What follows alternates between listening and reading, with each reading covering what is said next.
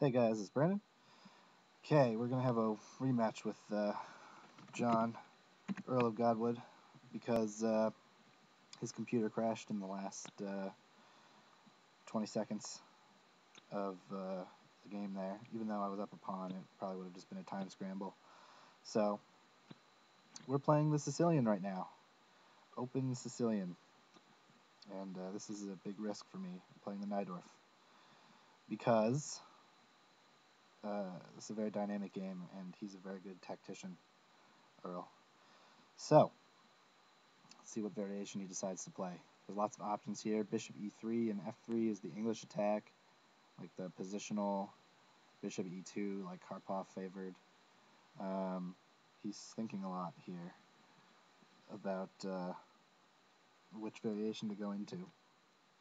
Yeah, the more positional Bishop e2, and I have to watch this square d5, of course. Knight f3 was an option for him too. So maybe he still wants to go into an English attack with if he goes like bishop e3, queen d2. No, he just castled. Okay, so we're going to have a more positional version of the Sicilian here. And I'm thinking I'm going to get maybe my counterplay going. No, I'll just castle. And knight to d7, standard Najdorf stuff. So this point here, this d6 pawn is a real weakness in my position, and maybe I can play d5 right now. Yeah, he's doing that to prevent b5. That's another Karpov move. I'm thinking about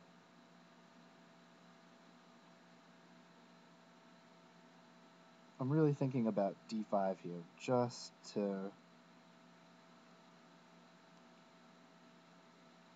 get rid of my weakness. Let's do it.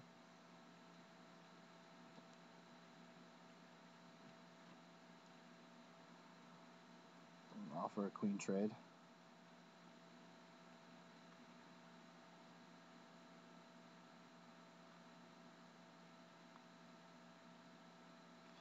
So I no longer have this weak pawn on d6, and I'm offering him a queen trade here.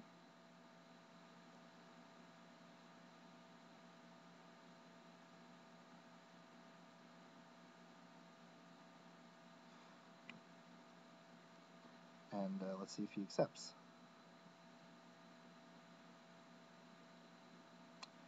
So we've got a little bit of an edge on time here. We've got a couple spectators, Alex and J-Dude. He does accept. Now, if he plays like rook to d8, then bishop back to e6, and okay, I can always play f3 to defend, yeah. And this move keeps the rook from coming in. Oh, okay. Didn't think about that one.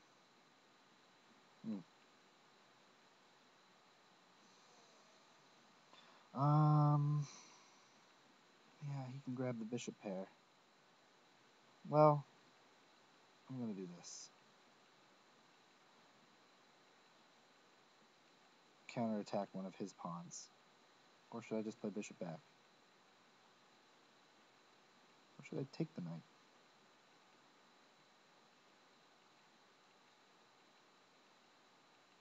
I think I can win a pawn like this. And now his c pawn is hanging.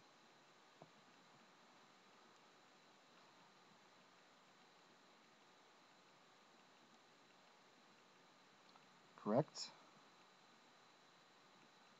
Looks like his c pawn is hanging anyway. But maybe I'm not seeing something.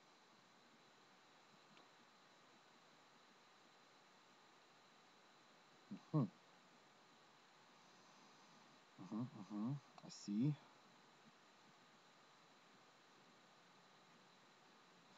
So if I take his bishop, he grabs this pawn and my rook. But then it's threatening the rook anyway.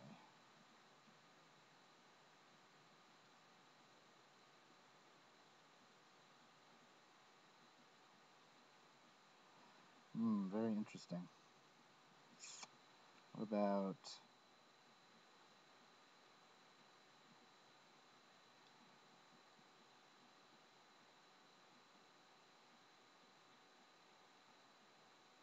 Oh, geez, what do I do here? I'm going to just do this. Okay, and if bishop here, then I have to drop the exchange, I think.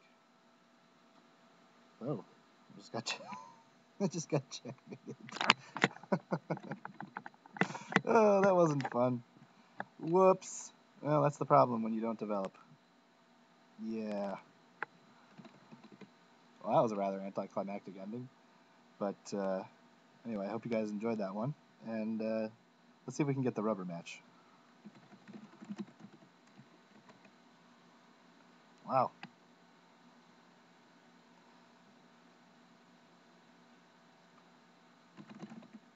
Since it's a 1-1 tiebreaker.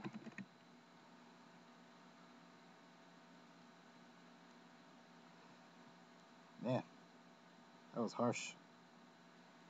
All right, one more. So one game apiece. Let's see what happens. So poorly played Sicilian by me. But that's what happens when you play stuff you're not really familiar with. I don't want to get into a Nimzo Indian, so we'll do this. Ah, the Benoni. The Benoni I don't mind.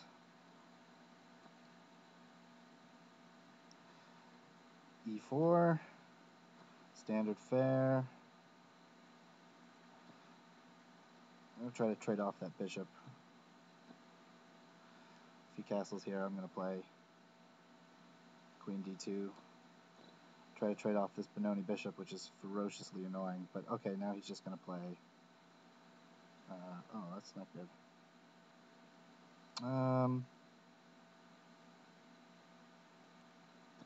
Got to do something about that pawn. Yeah, he's just going to play bishop back if I try to trade it off. That's the problem. So I'm going to have to do something else with my queen. A4 is standard just to stop the b5 push. In pretty much any version of the Benoni, you're going to find that move coming into play. But now I need to get my knight on e2 to c4. And actually, I'm going to play h3 just to stop knight g5. That should be my next move. Knight g4.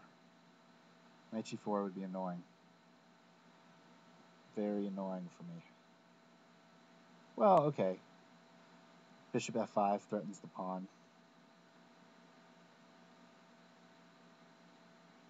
If I play bishop f5, he plays knight e5, bishop takes knight, pawn takes, and then this bishop is looking a little silly.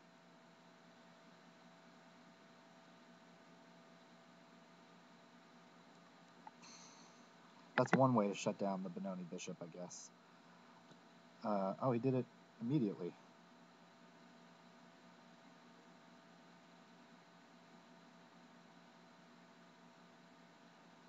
Knight takes, rook takes, bishop f4, rook moves.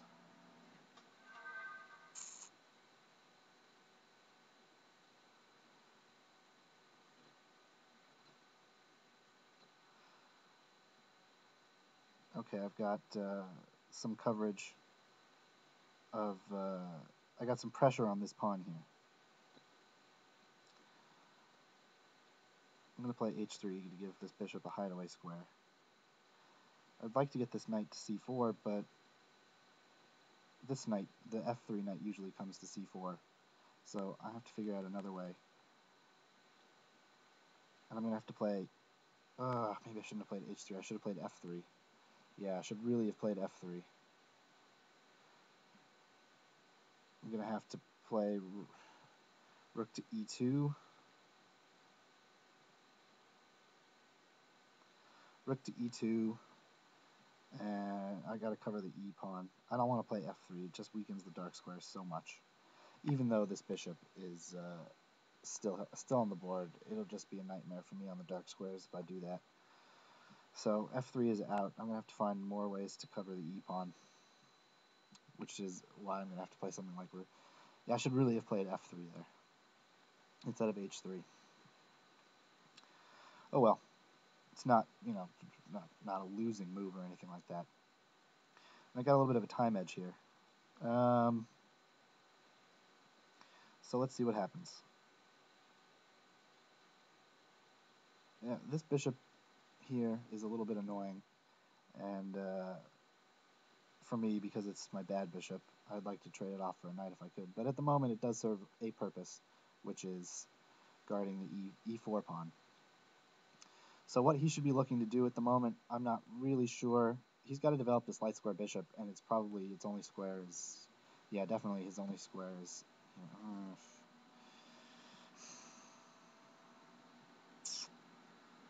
If I play,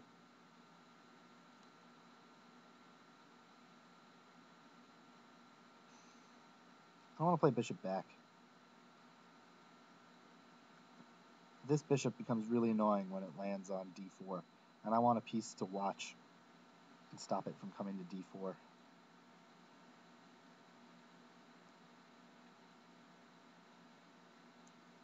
What about...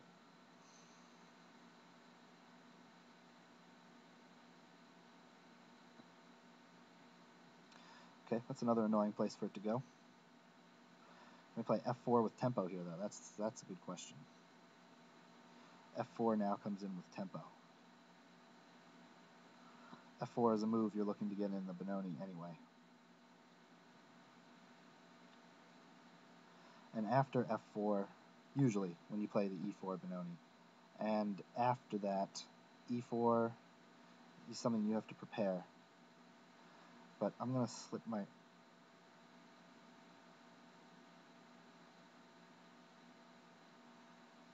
think I'm going to slip my queen over to f3. Just to keep an eye on the king side. And I can maybe start to prepare e4 now. And I want to put my king onto h1, because if this bishop ever moves out of the way, you know, tactics, something like, you know, bishop coming in here and annoying the hell out of me. So just get my king a little bit safer. Okay, now he's really pushing for b5. Okay, I'll get the a file if he does that. Can I play the pawn sacrifice, or can I play f4? f4, f5, I mean. Pawn takes. Let's make it interesting. Let's see what happens after this.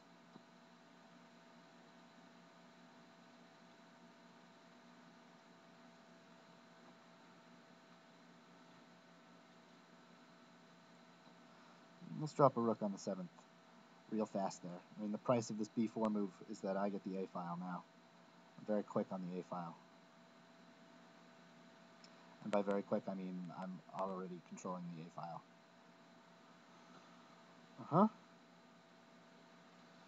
So he gets this push in. I'm going to just move this knight back. He's running way low on time here. Oh, he took on e4.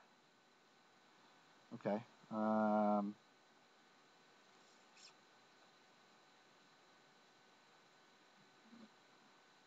going to do this. Oh, I dropped my queen. Didn't even pay attention to that. Wow, that was ridiculous. That was just about the dumbest thing that's ever happened. And now I'm completely lost. One bad move.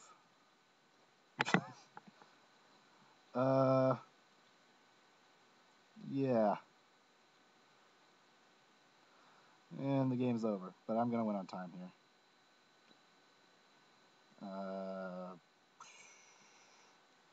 Yeah, going to win on time.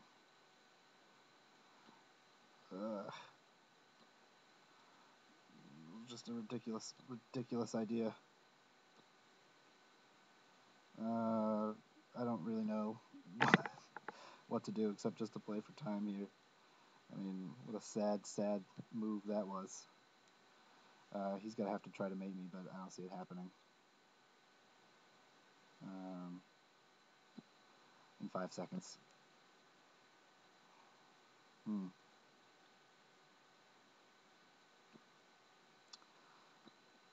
Yeah, I don't see this happening.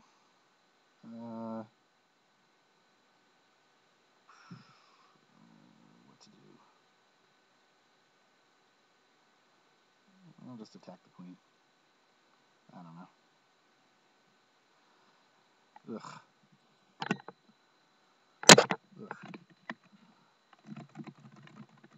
Talk about horrible play. How did I not notice my queen was hanging? What? Ugh, I should definitely have chopped that knight. Definitely should have chopped that knight. Man. Alright, well, hope you guys enjoyed those series of games, and we'll see you next time.